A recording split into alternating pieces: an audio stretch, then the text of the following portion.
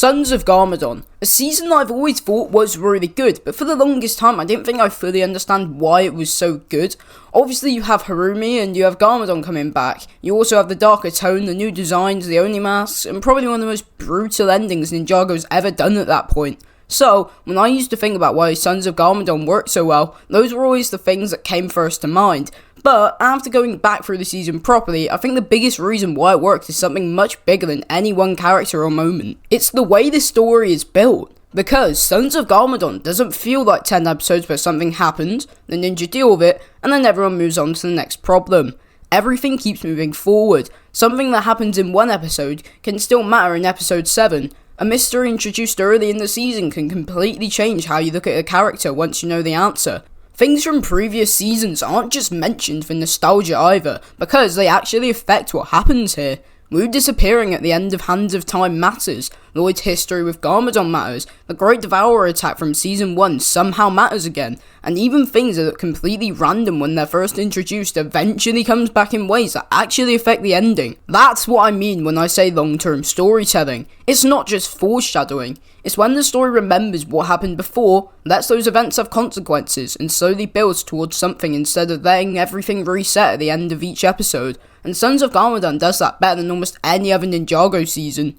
But the reason it works so well is because it doesn't forget to actually be a good season while doing it. The mystery around the Sons of Garmadon is so interesting. The episode constantly changes the situation. The villains actually make progress. Lloyd and Harumi's relationship does develop over time. And by the time Garmadon finally comes back, it feels like the entire season has been moving toward that moment. So, in this video, I'm going to go through Sons of Garmadon episode by episode, talk about what actually happens and what I think of each part of the season, while also showing how all these smaller storylines slowly connect together. And by the end, I want to prove to you how Sons of Garmadon perfected long-term writing in Ninjago. Now, let's put on our Sensei Wu hats and talk about some Ninjago. Oh my god, bro. Oh, hell no.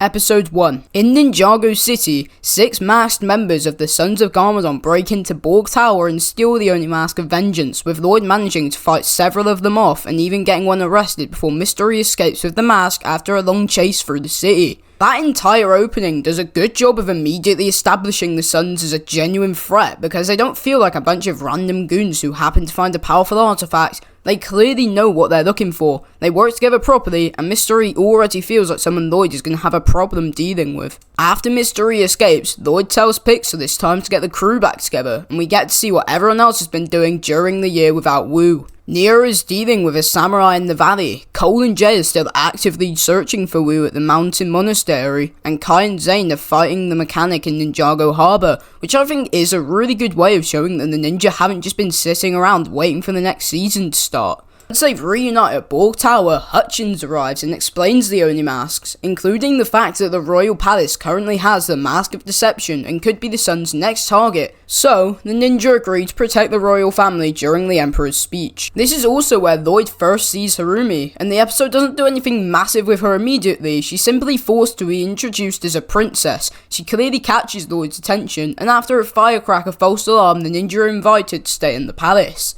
From there, we get a tour with Hutchins, who shows them the palace, tells them about the secret passages, brings them to the room containing the Mask of Deception, and generally starts acting just suspiciously enough that you remember him. Meanwhile, Lloyd wanders off and awkwardly sees Harumi doing her makeup. Kai starts ripping books off shelves, trying to find secret passages, and Jay desperately trying to get Cole sweet cake, even though Cole has apparently given up sweets since Wu last disappeared.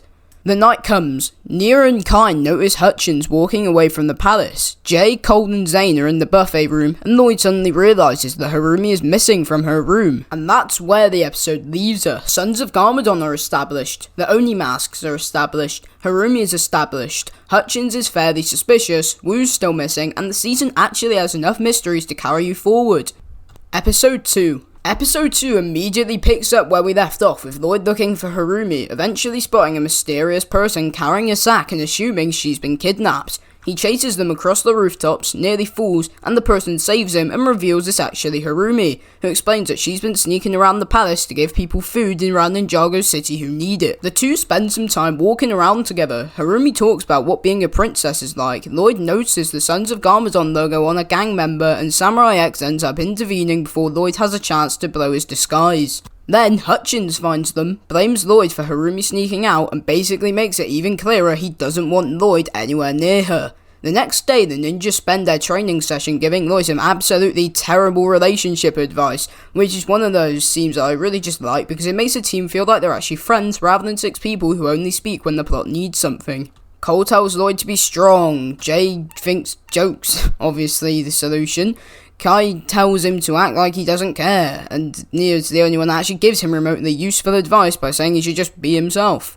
Lloyd then overhears Harumi being reminded by her adoptive parents that she has a role to play as the princess and can't let her heart get in the way, which gives Lloyd more sympathy for her as it makes him think she's basically trapped in the life she has. And while all of this is happening, Cole follows Hutchins through one of the secret passages and discovers bombs planted underneath the palace. Because Hutchins had already been acting suspiciously, Cole naturally assumes he did it. But before the ninja can really work out what's happening, the bombs go off and the place is attacked by the Sons of Garmadon. This entire sequence is probably where the season properly kicks into gear.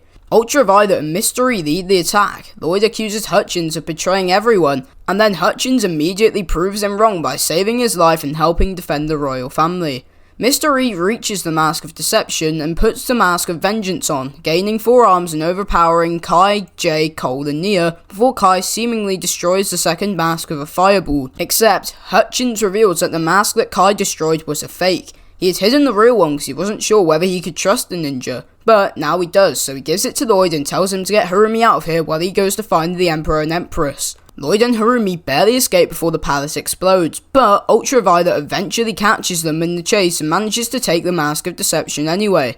They reach the docks, escape on the Destiny's bounty, reunite with the other ninja, and then learn that the Emperor, Empress, and Hutchins were all killed in the destruction. Harumi is obviously devastated, and Lloyd tells her that she's one of them now. And this is where the season really starts showing how different its structure is, because we're 2 episodes in and the villains already have 2 masks, the royal palace is gone, and Harumi's now living with the ninja. And the situation has permanently changed. The story isn't resetting, everything that happens carries directly into the next episode. Episode 3 begins with Harumi staying on the bounty while the ninja try to work out what the Sons of Garmadon actually want, and I really like the small scenes of her adjusting to life with them because it does help sell the idea that she's slowly becoming part of this group. She then sees how disorganized they actually are without Wu. She finds Jay's underwear sitting on the console and basically gets thrown straight into the weird everyday chaos of the ninja. The team then remembers the Son of Garmadon that Lloyd captured during the Borg Tower robbery, who is about to be released because he refuses to talk. So, Lloyd, Jay, Zane and Cole visit Miss Starkey looking for the Tea of Truth. Cole and Zane take the tea to the police station, but after a mix-up, Cole accidentally drinks the Tea of Truth himself and starts exposing things he probably should have kept quiet about.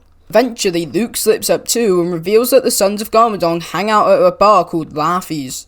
Meanwhile, Lloyd and Jay stay behind with Miss Starkey, and this is where the season finally opens up about the Oni and Dragon mythology. Miss Starkey explains that the story of the Oni and the Dragon tells them the masks came from the First Realm, and reveals the Sons of Garmadon are collecting all 3 because they can be used to resurrect Garmadon, but not the Garmadon Lloyd remembers. The version that comes back will have no light left inside him. It's a massive reveal because suddenly the entire season becomes deeply personal for Lloyd, and also makes the Sons of Garmadon name finally actually make sense. Then we cut back to the bounty, where Harumi is looking through photos of her family and asks Nia about Garmadon, including how Lloyd managed to change him.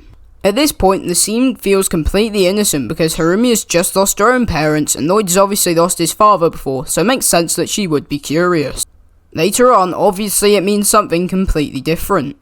Cole and Zane then head to Laffy's, discover that Dareth somehow owns the place, and Zane creates Snake Jaguar to disguise himself so he can infiltrate the gang. Unfortunately for Cole, his beautiful singing at the karaoke machine does actually get him captured. Instead of saving him, Zane pretends to betray Cole so he can maintain his cover, which initially confuses the other ninja until Lloyd notices Zane's shurikens during the chase with Mr. E and realizes what he's doing. This episode ends with Zane being taken deeper into the Sons of Garmadon to meet the big man. And again, the episode moves the story forward in several different directions without any of them feeling disconnected. We learn what the masks are for, we start getting the Oni and Dragon story, Harumi starts asking about Garmadon, and Zane gets himself directly inside the enemy organization. Episode 4 opens with a flashback of Wu meeting Zane for the first time through Dr. Julian, which is a nice character moment but also keeps Wu present in the season even though we obviously have no idea where he is. In the present, Zane is still posing as Snake Jaguar and is taken to the Sons of Garmadon's base, while Cole is imprisoned underneath it. Cole overhears members talking about the key to the third mask, and learns that they're planning to resurrect Garmadon once all 3 masks are united, while Zane meets Kiddo, who tells him that he wants to become a real member of the gang, he must ride along Ninjago with them. Zane eventually disguises himself as Ultraviolet so he can secretly speak to Cole, and Cole tells him about the key in the resurrection plan. Instead of freeing him immediately, Zane decides that staying undercover is more important because they need to discover who the Quiet One is. Then the real Ultraviolet nearly catches them, and not so long after, the actual Quiet One contacts her and reveals that Snake Jaguar is a spy for the ninja. The race effectively becomes everyone trying to stop Zane from reaching the end, but during it, he manages to discover that Kiddo is carrying the mask of deception. Meanwhile, Cole escapes his cell, reaches the box that supposedly contains the key to the first mask, opens it, and finds a baby. A literal baby. Cole takes the baby and fights his way out while Zane continues the race, eventually clashing with Mr. E. That fight ends with Mr. E putting his arm back on after it's damaged, revealing to Zane that he isn't a human at all, he's a ninjaroid. So in one episode, we get the mysterious baby, the Quiet One actively interfering, and the mystery reveal. This season keeps giving us answers while immediately giving us something else to think about. Episode 5 continues straight from that cliffhanger, with Mr. E attacking Zane and leaving him badly damaged. Before he leaves though, he secretly puts a mechanical spider inside Zane and broadcasts a coded message. The ninja eventually finds Zane and bring him back aboard the Bounty, where Pixel says most of his systems have been damaged and that he'll have to reboot himself. Cole explains that the Sons of Garmadon were calling the baby the key to the third mask, which makes absolutely no sense to anyone, and Lloyd eventually decides the best thing they can do is leave Ninjago altogether and search for the final mask before the Sons of Garmadon can get it. Then we get to one of the funniest sequences of the season where the ninja discover that being heroes does not make any of them remotely qualified to look after a baby. They can't get him to stop crying, nobody knows what he actually wants, they don't have diapers, and eventually Harumi is the only one that manages to calm him down by singing. After that, Lloyd and Harumi talk outside, and this is probably the closest the two have been so far. They talk about losing their parents. Harumi tells Lloyd that he'll never be alone, and she almost kisses them before Lloyd awkwardly backs away. Again, it's a small scene, but it's important because this relationship needs time to develop if anything later is going to hurt. Cole then does his beautiful singing towards the baby, notices something on his blanket, and then discovers that it's actually a map leading to Primeval's Eye, where the third Oni mask is hidden. At the same time, Pixel manages to recover the message Mystery sent before Zane shut down. The trap has been set. The ninja think they can use the signal to trace the Quiet One, but they must have to leave the storm first. But Harumi argues that the storm is protecting them from being found. But then, the trap inside Zane finally activates. The mechanical spider interrupts all of the Bounty's systems and corrupts them. This causes Pixel, who is Samurai X without the ninja knowing, to destroy the Bounty's thrusters, causing them to plummet down towards their deaths. Nia uses the rain to slow the crash, while Lloyd manages to save Harumi before the two become stranded separately from everyone else in Primeval's Eye. This episode is one of the best examples of the season taking something introduced earlier and letting it actually matter. Replanting that spider isn't some creepy moment at the start. It causes the Bounty to crash, separates Lloyd and Harumi from the rest of the team, and pushes the entire story towards the third mask. Episode 6 splits the story in two, with Lloyd and Harumi making their way through Primeval's Eye while the rest of the ninja repair the damaged Bounty. Zane also gets a really nice moment with Pixel where he tells her that he's happy she has her own body again and that he's proud of everything she's been doing as Samurai X, which is a smaller character moment, but one I do really like. Then, the baby does some increasingly strange things. He helps with the repairs, drinks tea, and eventually says the words, "Ninja never quit." The baby is Wu, and suddenly the biggest unresolved part of Hands of Time has an answer. Nia works out that because Wu touched the reversal blade before disappearing into the time vortex, he must have de-aged, and because of the effects were wearing off, he should eventually keep aging until he reaches his normal age again. It's such a weird concept, but it works because it directly uses what happened in the previous season rather than just inventing some random reason for Wu to be a baby. Then, Pixel's trace on the Quiet One is finally completed, and it leads straight back to the bounty. The ninja realise that the Quiet One has been with them the entire time. Harumi. They desperately try to warn Lloyd, but the Sons of Garmadon attack and capture them before they can do anything. Meanwhile, Lloyd and Harumi survive, falling over a waterfall and find the entrance to the Oni Temple, where Lloyd walks ahead completely unaware of what the others have discovered. Harumi smiles. That ending is probably one of my favourites of the whole season because now the audience and the ninja know the truth, while Lloyd is completely alone with her to her mercy. Episode 7 finally gives us Harumi's past, and this is where her entire character suddenly makes sense. We see her as a child during the Great Devourer's attack on Ninjago City, where her biological parents are killed. And I absolutely love this idea because the season is taking something that happened all the way back in Season 1 and showing us a consequence we never thought about at the time. Great Devourer wasn't just some giant monster that attacked the city and disappeared once Garmadon killed it. People lived there, people died, families were destroyed, and Harumi was one of those children left behind. Back in the present, Lloyd and Harumi reach the Mask of Hatred, but Harumi is unable to take it and tells Lloyd that only someone with Oni blood can retrieve it. Lloyd gets the mask, but then stops, because how does Harumi know that? From there, everything starts falling apart. Lloyd realises she knows far too much, connects the pieces, and finally discovers that Harumi is the Quiet One. Harumi tries to manipulate him one last time, even moving in to kiss him, but Lloyd doesn't fall for it anymore and the two start fighting. During the fight, Harumi confirms more of her plan, telling Lloyd that the infant is actually Wu and explains why she wants Garmadon back. To her, Garmadon was the person who stopped the Great Devourer. The ninja failed to save her parents, and now she wants Garmadon to destroy Lloyd so he can understand the pain she's lived with. Lloyd eventually throws the Mask of Hatred over the edge. Harumi dives after it, catches it and puts it on, and becomes almost impossible to hurt. She destroys the temple and escapes with the mask, while the Sons of Garmadon arrive with the captured ninja and take control of the bounty. The others manage to escape with help from Baby Wu and Cole's magnificent singing. Lloyd rejoins them, and then everyone is forced to deal with a big crab monster, which temporarily has the ninja and the Sons of Garmadon fighting the same threat. Just quickly, this is one of my favourite scenes of the whole season. I don't know what it is, but with any show, I just love it when the good guys and the bad guys temporarily team up. Anyways, Harumi uses a distraction to escape with all three masks. Lloyd tries to stop them, and Kiddo captures him. By the end of this episode, the mystery part of the season is basically over. We know who the Quiet One is, we know why Harumi wants Garmadon, we know who the baby is, and now the story can fully move into the consequences of everything we've learned. Episode 8 starts with the ninja bringing the crab monster into Ninjago City before going straight to the police commissioner and asking for help rescuing Lloyd and stopping Harumi. Meanwhile, Harumi brings Lloyd to the Temple of Resurrection, hidden within the palace ruins, and reveals that when she destroyed the palace earlier in the season, she deliberately made sure this part survived. That alone makes you look back at episode 2 completely differently. Then she reveals that Misako had also been captured and that she was used to help the Sons of Garmadon find Wu. Lloyd and Misako are placed into two connected cages over piranha-filled water, meaning raising one lowers the other, while Harumi explains that the ritual requires not only the masks, but also a hair from each of Garmadon's living relatives, Lloyd, Misako, and Wu. The police arrive and cause a distraction while the ninja sneak inside, and Harumi begins the ritual. The ninja fight the Sons of Garmadon while also trying to keep Lloyd and Misako alive, with Nia eventually pinning Misako's cage in place so Cole can raise Lloyd's and free him. Lloyd joins the fight, the ninja use spinjitzu, and it actually looks like they managed to stop the ritual. Harumi and the Sons of Garmadon are arrested, Misako is saved. Lloyd apologises for not seeing through Harumi earlier and admits that he doesn't think he'll ever trust someone that quickly again.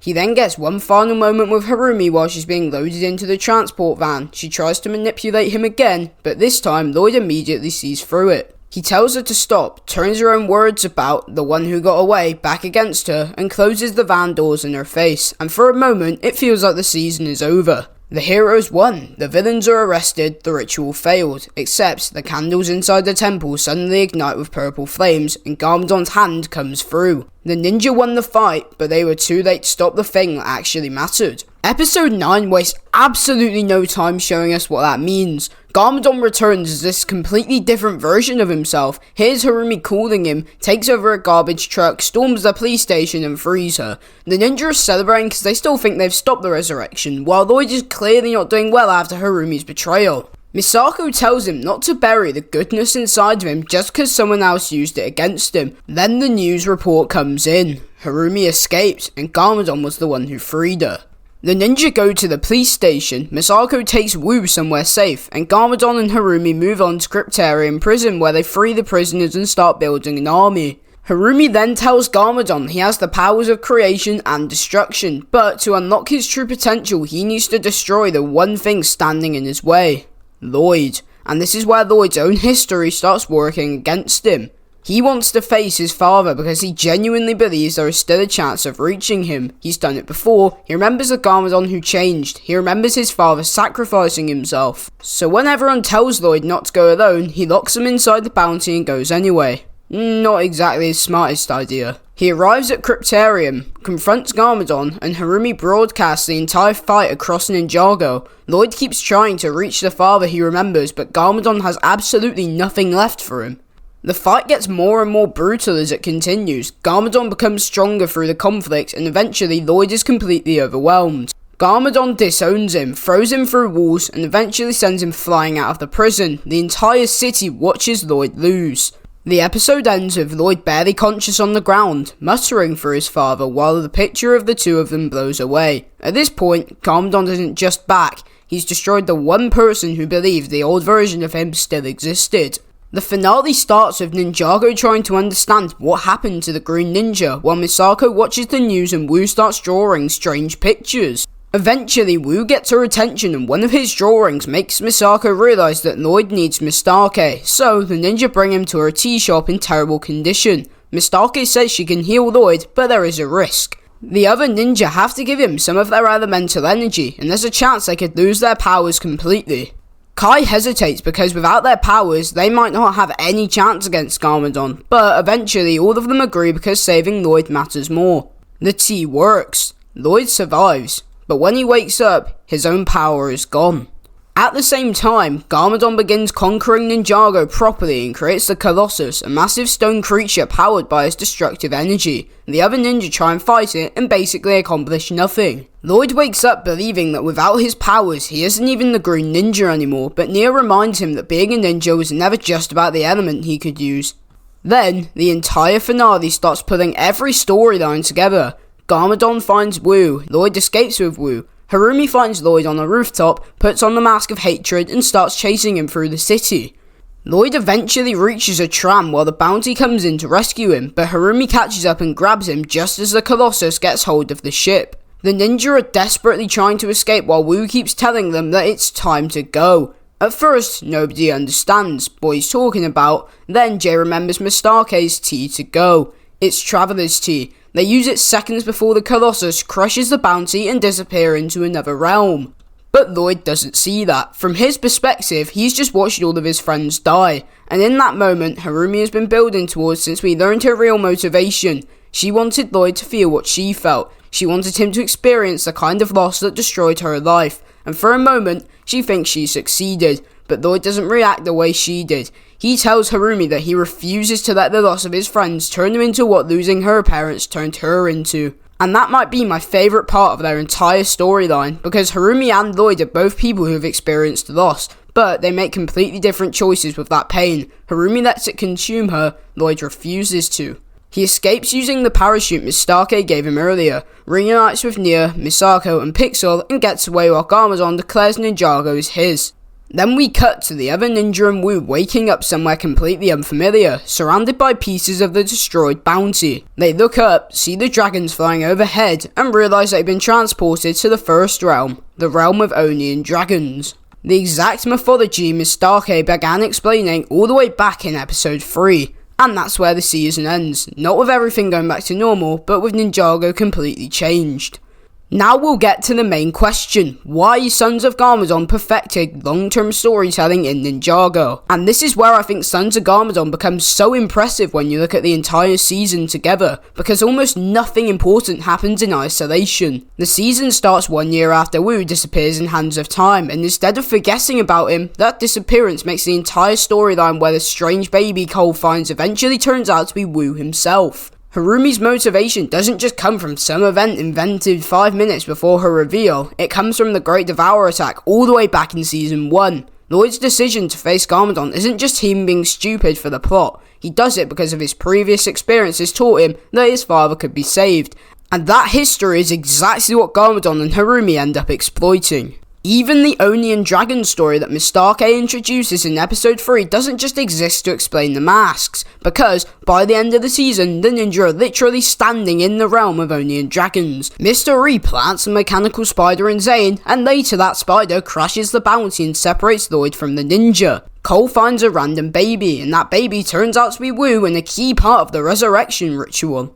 Harumi asks Nia about Garmadon, and later we discover that she's been trying to bring him back the entire time. The Sons of Garmadon spent episode after episode collecting masks, and instead of suddenly fading because the heroes arrive at the finale, their progress actually pays off when Garmadon returns. Mistake gives the ninja tea to go, and that seemingly tiny moment becomes the only reason half the team survives the Colossus.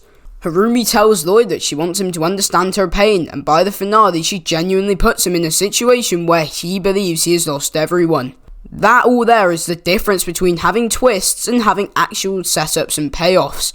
Harumi being the quiet one isn't just good because it's surprising, it's good because once you know the truth you can go back through the previous 6 episodes and suddenly see her differently. You notice the questions that she asks, you notice how conveniently she ends up close to Lloyd, you notice things that originally seemed harmless, and that's what I love about the season. The reveal doesn't just make the earlier episodes pointless, it makes them better. The same applies to Garmadon. His return isn't some final episode surprise where the show suddenly says, "Look who came back." The entire season is about getting him there. The villains steal the masks, they hunt down Wu, they find the 3rd mask, they complete the ritual. Harumi's entire character is built around worshipping him. Mistake repeatedly warns Lloyd about what kind of Garmadon will return, and so when he finally appears, it feels earned. And maybe the biggest thing Sons of Garmadon does differently is it lets the villains win. Not for 5 minutes, actually win. Garmadon returns, Lloyd loses his powers, and Ninjago City falls. And the season ends with the heroes in a much worse position than where they started. And that's what makes Hunted possible. And I'm not going to go massively into that season because this isn't a Hunted review. But the fact that Sons of Garmadon leaves behind so many consequences is another reason the story feels so much bigger than just 10 episodes. The past shapes Sons of Garmadon shapes Hunted, and everything feels connected. This is long-term storytelling. Not just bringing back an old character because people recognise them. Not just mentioning Season 1 so everyone can point at the screen. It's using something that happened years ago and asking, what would this actually do to people? What consequences would this leave behind? What would change the decisions these characters make in the future? Harumi is probably the best example of that. The Great Devourer attack was years ago for the ninja. For Harumi, it never ended. Lloyd redeeming his father was one of the happiest conclusions of his life. Years later, that exact memory convinces him that he can do it again and almost gets him killed. Wu disappearing seems like a cliffhanger at the end of Hands of Time. Here, it becomes one of the biggest ongoing mysteries of the season. Everything has consequences, and that's why I love Sons of Garmadon so much. I already thought it was a great season because of Harumi, Garmadon, Lloyd, and the darker tone, but going back through it actually makes me appreciate how much of the effort actually went into making the entire thing feel like one continuous story. The villains constantly make progress, the heroes don't always know what's going on, mysteries are answered gradually instead of all at once, the characters are given time to build relationships before the relationships are broken, and when something happens in one episode, there's a good chance it will still matter several episodes later, and even without all that, I just think this season is incredibly entertaining. The whole Snake Jaguar persona is actually just really great, and I love the Harumi reveal, it's so iconic to Ninjago fans now. And also, Lloyd against Garmadon is probably one of the most memorable fights in the whole show. But all the long-term storytelling underneath those moments is what makes it hit as hard as they do. If Harumi had been introduced as a villain from the beginning, then the reveal wouldn't work. If Garmadon came back without an entire season building towards it, his return wouldn't feel nearly as important. If Harumi's parents had died in some random event we'd never seen before, her backstory wouldn't connect to Ninjago's history in the same way. If Lloyd had never redeemed his father before, his decision to face him alone would have made far less sense. The season constantly takes what already exists and builds on it. And that is why, to me, Sons of Garmadon perfected long-term storytelling in Ninjago. Not because every single detail is some insane piece of foreshadowing, not because everything was necessarily planned from season 1, but because when this season tells its story, it treats the past like it actually happened, and it treats the future like it actually matters. That's what makes the world feel alive, that's what makes the characters feel consistent, and that's what makes the ending feel like the result of 10 episodes of story, rather than just the point where the episode 10 happens to stop. So yeah, I absolutely love Sons of Garmadon. It's easily one of my favourite seasons of Ninjago, and the more I go back to it, the more I understand why. Harumi is one of the strongest villains the show has ever had. Lloyd gets some of his best material. The Sons of Garmadon are built different to the other villains because they actually succeed the whole season, and the story rewards you for remembering what came before. But now I want you to think. Do you think Sons of Garmadon has the best long-term storytelling in Ninjago? Let me know what you think down below in the comments. If you enjoyed the video, make sure to subscribe because we're getting closer and closer to 500 subscribers, which is still absolutely insane to me. And if you want to help decide what videos I make next, go vote on my polls on my post tab because I've got plenty more Ninjago videos planned. Anyway, that's all from me. I'll see you in the next one.